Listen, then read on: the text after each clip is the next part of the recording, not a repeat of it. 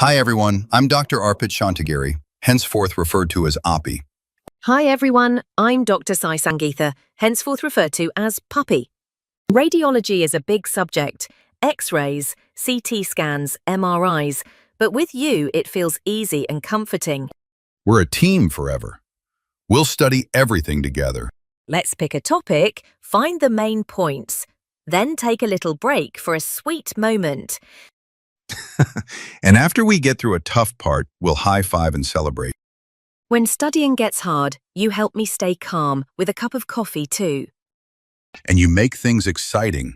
You turn boring scans into interesting stories. Let's start with a tricky but important topic. You read my mind.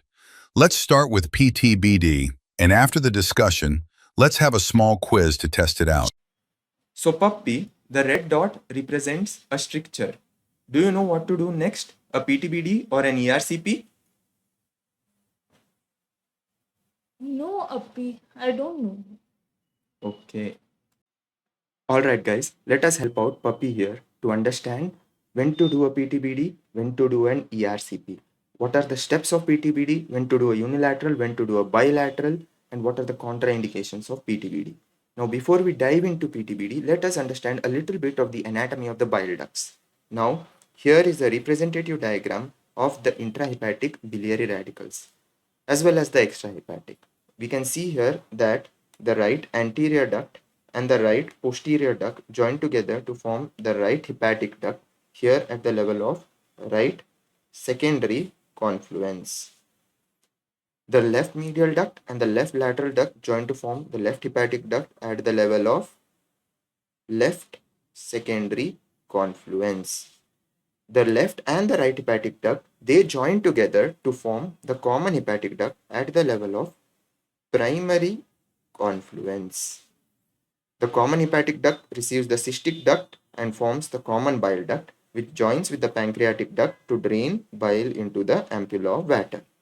Now, what is the importance of this is, say a person comes to you with a stricture. The stricture is at the level of the common bile duct. What you have to remember here is, there will be dilatation of, on ultrasound or on CT, there will be dilatation of the common proximal common bile duct, this segment, and the right and the left hepatic duct and their distal segments, which are communicating with each other at the level of primary confluence. But say the patient develops a stricture here at the level of primary confluence, which is quite common. So if he develops a stricture here, the right and the left hepatic duct are dilated and their individual biliary radicals are also dilated. However, the left and the right hepatic duct are not communicating with each other. But the person develops a stricture here at the left secondary confluence, then the left medial and the left lateral duct are dilated, but the right hepatic duct is draining completely into the CBD. So this is the importance of the primary and the secondary confluences. Now, let us dive straight into PTBD. As with all procedures, we shall first learn the indications, the special indications, the contraindications, and then dive into the procedure and the complications. So first, definition of PTBD is, it stands for percutaneous transhepatic biliary drainage, and it is the sterile drainage of periphery biliary radicals after the percutaneous puncture. Coming to indications. By and large, the most common indications are the malignant indications. Let us understand this by a clinical scenario where a patient comes to you, where you have done his ultrasound, his MR, his CT, and you have diagnosed carcinoma gallbladder. Carcinoma gallbladder or cholangiocarcinoma. He is in jaundice. You want to alleviate his jaundice and relieve him of the adverse effects. So you put a PTBD in order to drain the bile into the exterior. So most commonly it is done for palliation. Now you have diagnosed him on CT, MR and ultrasound, but you need histopathological diagnosis in order to type the molecular types and to start chemotherapy. So for that, we use PTBD as a route to obtain a biopsy, and this technique we use brush biopsy. This is pre-NACT. Now coming to benign strictures. Indications for PTBD in benign things, let us understand this via a classic example. Say you and your surgery resident friend, both of you are very excited because he has his first laparoscopic cholecystectomy tomorrow. He is very enthusiastic. His consultant has realized his enthusiasm and has given him an opportunity to perform the procedure. So laparoscopic cholecystectomy, your friend successfully removed the gallbladder, but inadvertently, because he's a little bit inexperienced, he has injured the bile ducts. Now, if the bile duct is injured, there are two possibilities. He may develop a stricture or a bile leak. If the person say develop stricture, then what will happen? He will develop obstructive jaundice. On ultrasound, you will see that the right and left hepatic ducts are dilated along with distal dilatation. So in such a case, the patient will usually come to you after 2 months complaining he has fever, he has jaundice, you see his WBC counts, he'll have elevated TLC, and on ultrasound, he'll have biliary dilatation. If all these criteria are satisfied by Tokyo criteria, we call it cholangitis. So cholangitis in a benign stricture is an indication for PTBD. In fact, cholangitis, any infection, ITIS, any infection in the body, you have to first remove the infective etiology out of the body in order for the body to recover. Next, in the same patient, say he develops a bile leak. Now, in order to prevent biliary peritonitis, you put a PTBD so that you divert the bile out of the system. Next, say the person underwent a Bippel surgery or another complex GI surgery because of CA pancreas or some other etiology.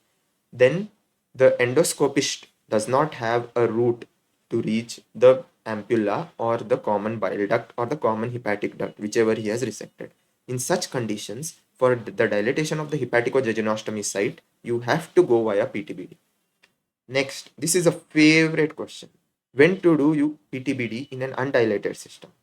In an undilated system, you have to understand there are three scenarios. First one, patient developed biliary leak, usually post surgery, and peritonitis. Now the system is undilated because it is oozing out into the peritoneum, but you have to remove this bile out of the system in order for the patient's peritoneum to heal.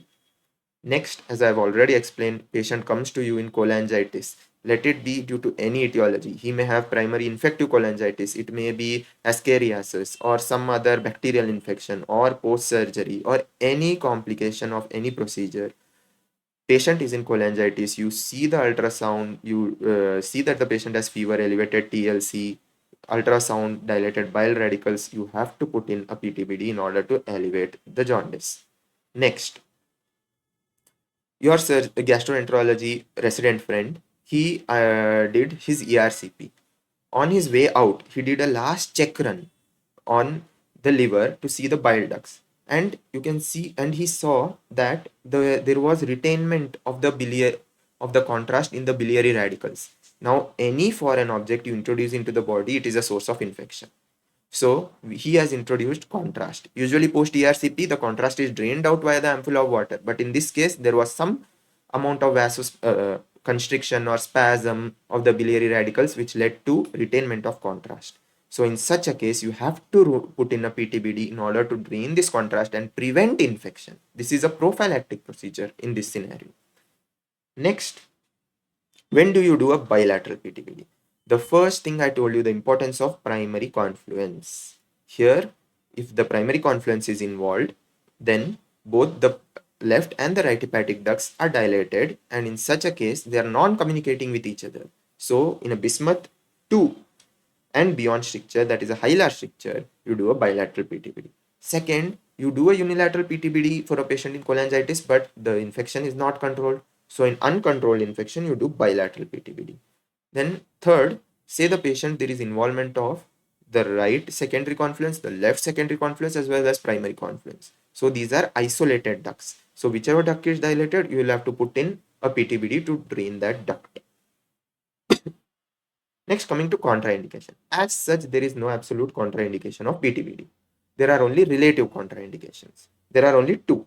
First, there is ascites. If the patient has small ascites, small pocket, basically you put in a needle or put in a pigtail, let the ascites drain, and then you do a PTBD. This is to prevent peritonitis. Second, the patient has abnormal blood counts, that is platelet count less than 50,000, PTINR more than 1.5. In such a case, you do vitamin K or fresh frozen plasma cover, you correct the coagulation profile, you correct the platelets, and then do the PTBD. Now let us learn in depth about what the procedure is. Now before we do any procedure or any important step, I always ask my students to question themselves, what is the goal of the procedure? Now let us see what is the goal of this procedure. Goal of most medical procedures is to restore physiology. In this case, how do we restore physiology?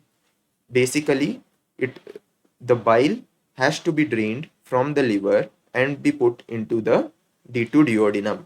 That is one goal. Second, the patient should not have any external catheter, meaning there should be no inconvenience to the patient. These are the two goals that we need to achieve. So let us learn this through a clinical scenario. Say the patient comes to you with carcinoma gallbladder. Patient has elevated total leukocyte count. He has fever. He has elevated bilirubin. So these, by Tokyo criteria, which I've already explained to you, the patient has cholangitis. So in such a case, you have to do a PTBD.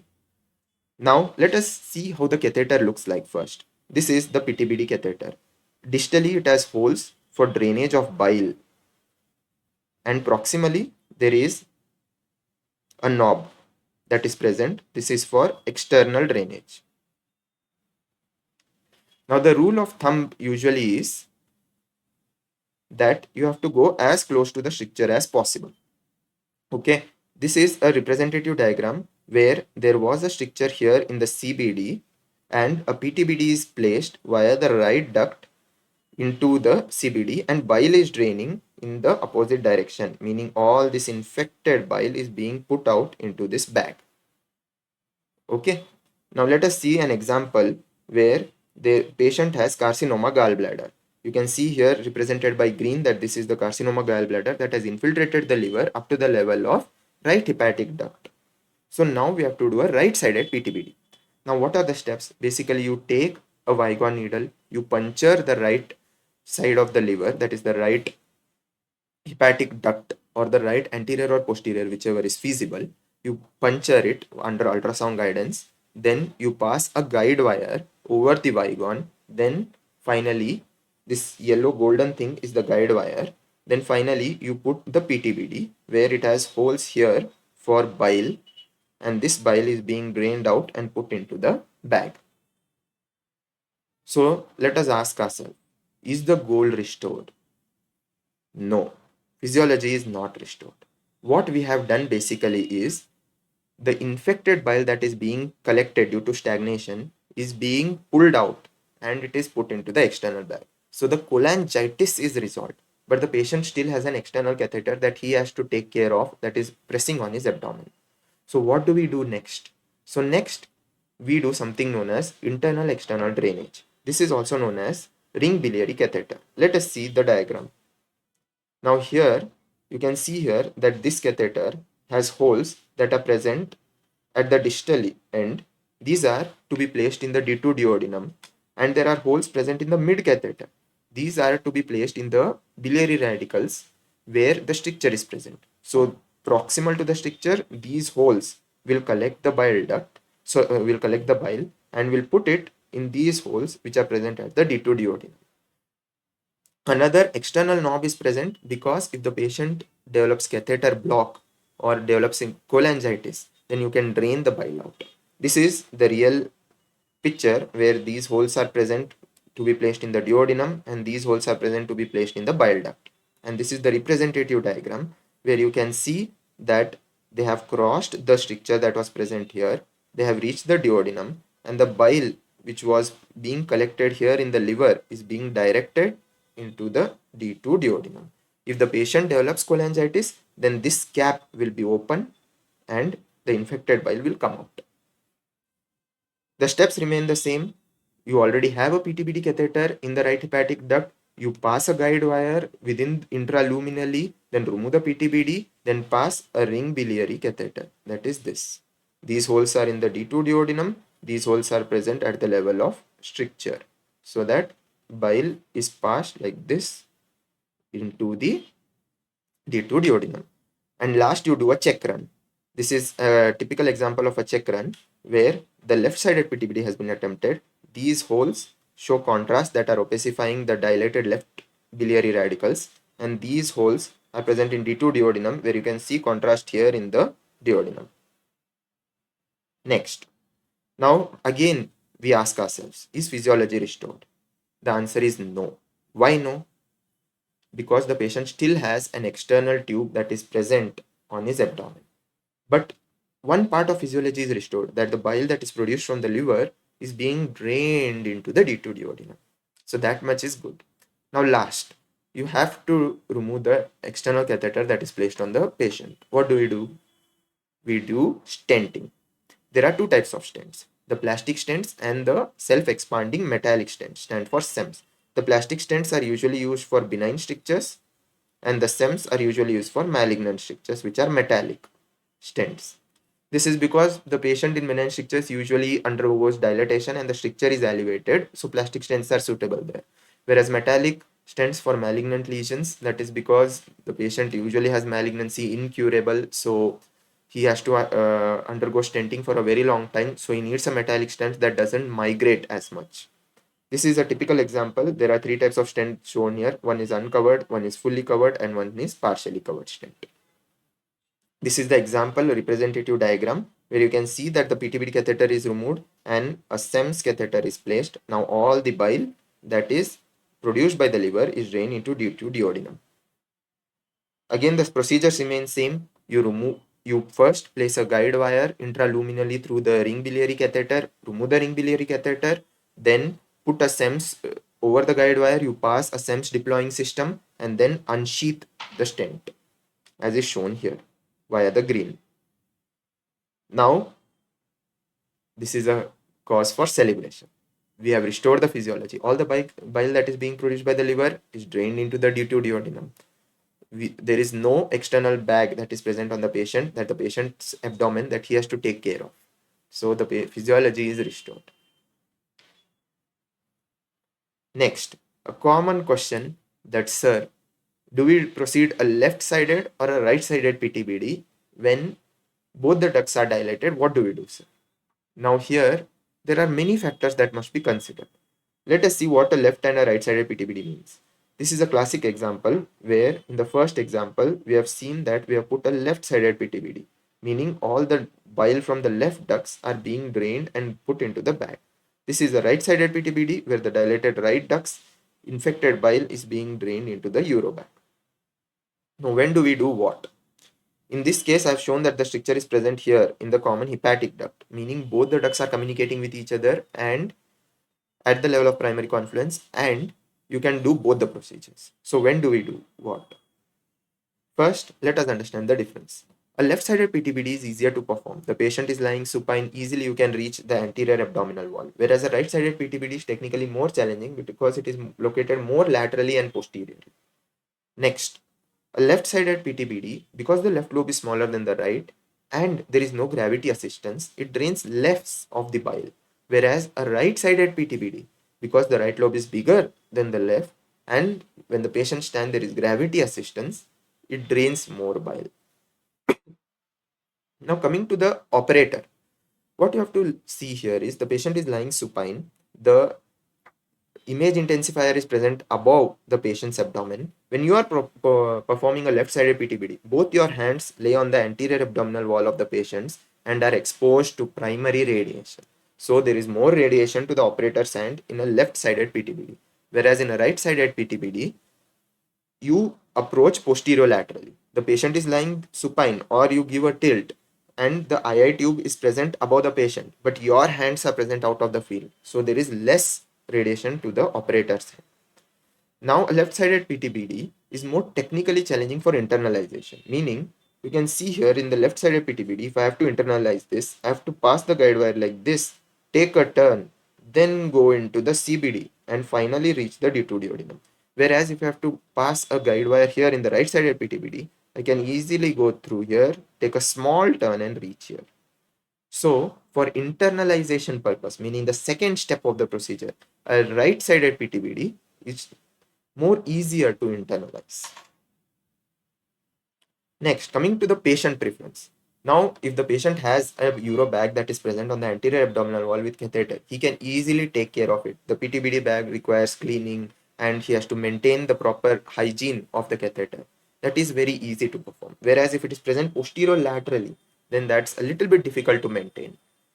Complications. Complications are very few in left-sided PTBD as you are going anteriorly. Whereas in the right side, since there are chances that you may have to puncture the pleura or you may have to go through pleural space. So pleural transgression and neurovascular intercostal neurovascular injury are potential complications of a right-sided PTBD. Next, let us go to the complications per se of PTBD. These can be divided into catheter-related complications, patient-related complications, and procedure-related complications.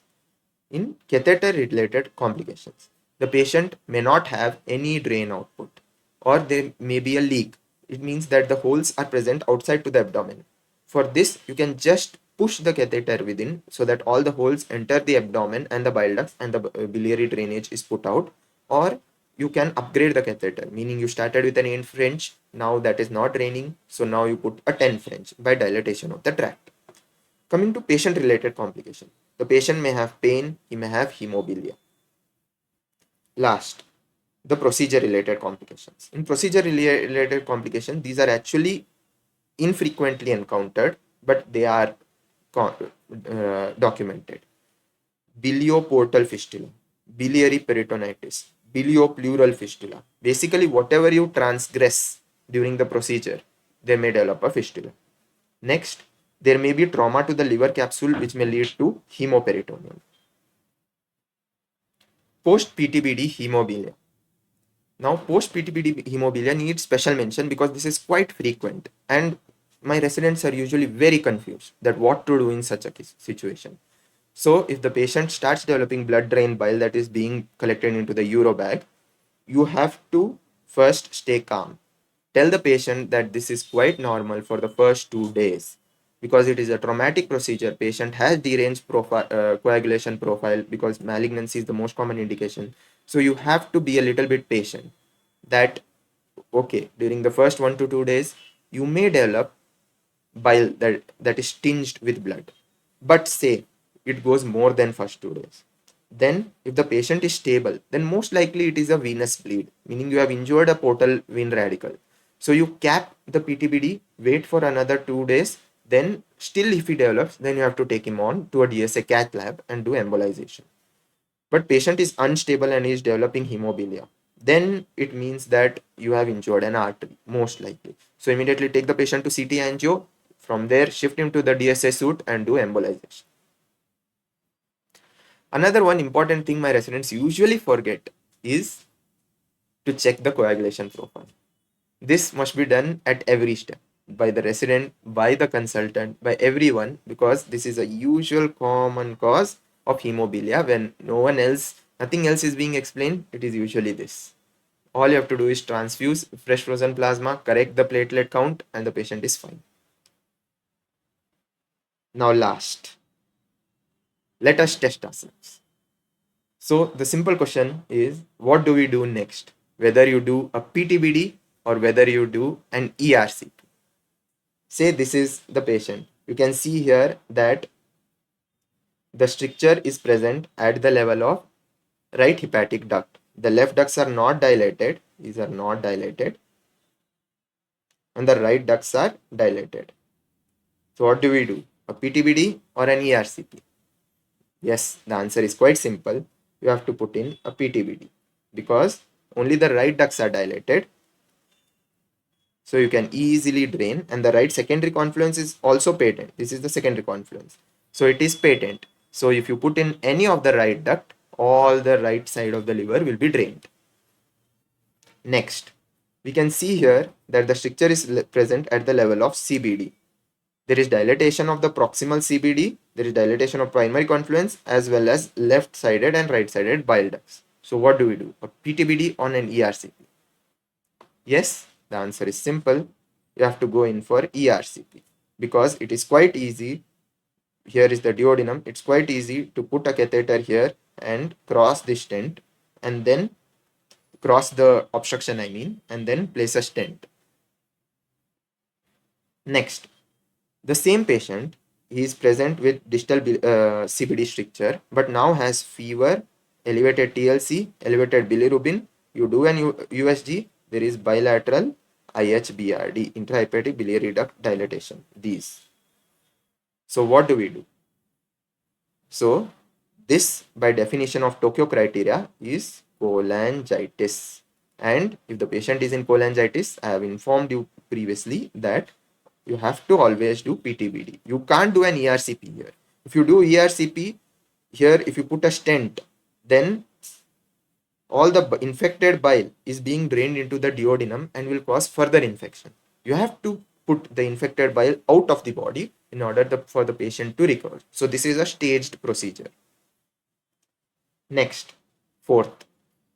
Now I have told you that this is the situation of altered anatomy. The patient underwent a Whipple surgery. There is hepatico-jejunostomy stent structure that is present. So what do we do? A PTBD on ERCP? Yes, the answer is correct. We have to go ahead with a PTBD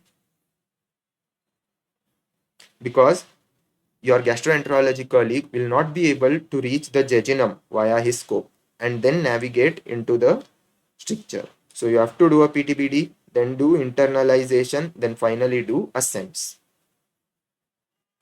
There is one more. Last second. So the patient underwent ERCP. Post ERCP, you do a chest X-ray that shows contrast in the bile ducts. You do PTBD. Yes. This is because the infected bile there is contrast that is retaining in the bile ducts that may cause infection. So you do a prophylactic PTBD. And the last scenario, there is a primary confluence stricture, also known as hilar stricture. You do PTBD, that is correct, but you have to do bilateral PTBD. You have to put one in the right duct, you have to put one in the left duct so that both of them are draining and the primary confluence is not patent, so they are not communicating, so you need to put bilateral PTBDs. Now this is a simple table that explains when you have to do PTBD and when you have to do ERCP. First look at this diagram. Whichever is highlighted here in blue is high bile duct obstruction. Whichever is highlighted here in yellow is low bile duct obstruction. So for high bile duct obstruction, we prefer PTBD. The high bile duct is also known as perihilar obstruction. We prefer PTBD over an ERCP. This is the second choice. For secondary confluence involvement, you have to put multiple PTBDs as I have explained over here. This is a primary, but for secondary also similar case. For mid or distal CBD obstruction, that is a low level obstruction, we have to first go for ERCP as we have seen in the previous examples. Second choice is PTBD. So this completes our PTBD module. Now that PTBD, its purpose, steps, and risks is crystal clear, we've nailed it together. Absolutely. Your clear breakdown made all the difference. Shall we celebrate with a treat now? Oh, finally you asked. Hey guys! If you like our simplified approach to difficult conceptual topics, please do comment, like, share, and subscribe to our channel.